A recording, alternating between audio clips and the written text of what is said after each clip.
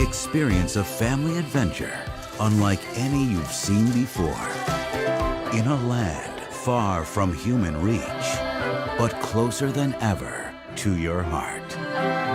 Hi, Maria. Hi. Here we are at the Panda Enclosure, and they're leaving next year. They've had a wonderful 4 years here already, I think. Yes. And 2 babies. Yes. So it must be pretty sensational. It's incredible. Just getting them here was a feat. A lot of work behind the scenes, and it was our whole goal to be part of the conservation breeding program. So to have it so successful and right away is incredible. Hooray. Yes, That's it's very so exciting. Cool. Oh, here he comes. How would you describe a panda's personality? So pandas, they have completely different personalities, just like humans. So Day Mao, our male, who's on exhibit behind us, he's kind of a clown. He loves to play. He loves to toboggan in the snow. He was here earlier this morning with a milk crate on his head. Like, he's just kind of goofy. Irshun's a little bit more reserved and just a little bit more cautious. So all our animals at the zoo, they have individual personalities. You know, out in the wild, in the Disney nature film Born in China, which I thoroughly loved, it was so incredibly moving. And these gentle giants, how do they protect themselves against predators? The primary predator for giant pandas in the wild now is mankind. It's primary loss of habitat, ever increasing human population.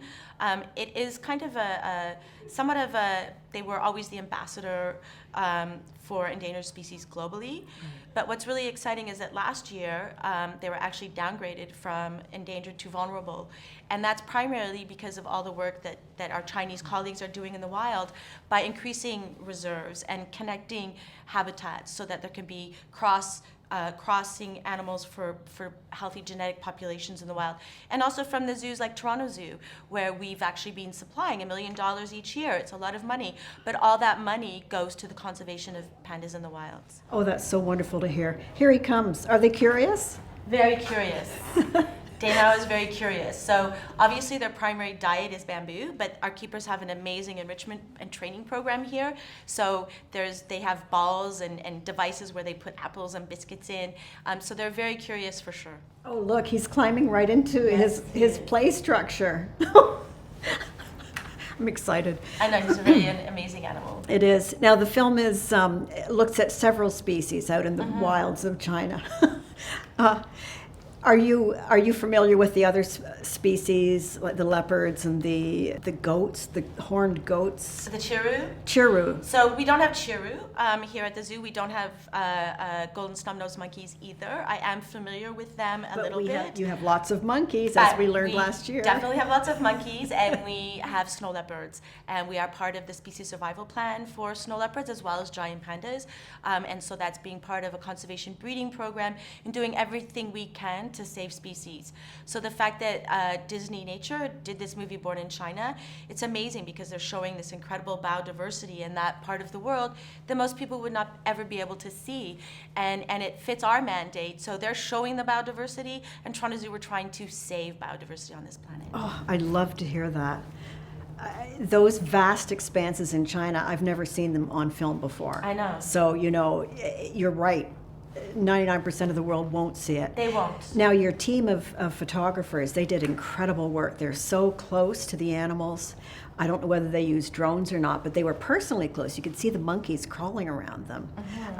And, it just gets you as close as this. Closer, actually. Was that kind of wonderful for you to see? It's incredible, actually, because snow leopards are very elusive in the wild, even giant pandas as well.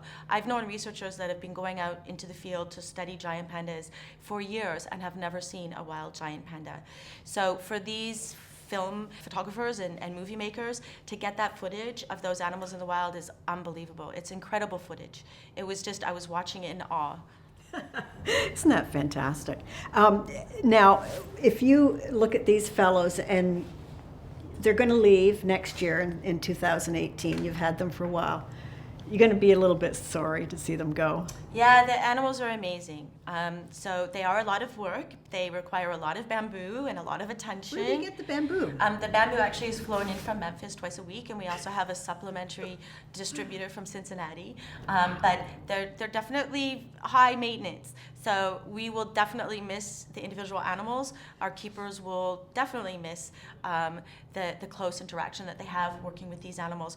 But at the same time, we're really excited for Calgary to take on the added 5 years of the 10-year loan program that we have in Canada with China.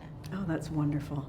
And then your team here will get a bit of a breather. Yes, a bit of a whew. That's okay. But we're bringing more tigers back after the pandas leave, so they're an incredible species as well to work with. Oh boy, that's terrific. It's so nice to see you again, Nice and to to see you see as well. our friend the panda there. Yes. Look at him, just one with nature.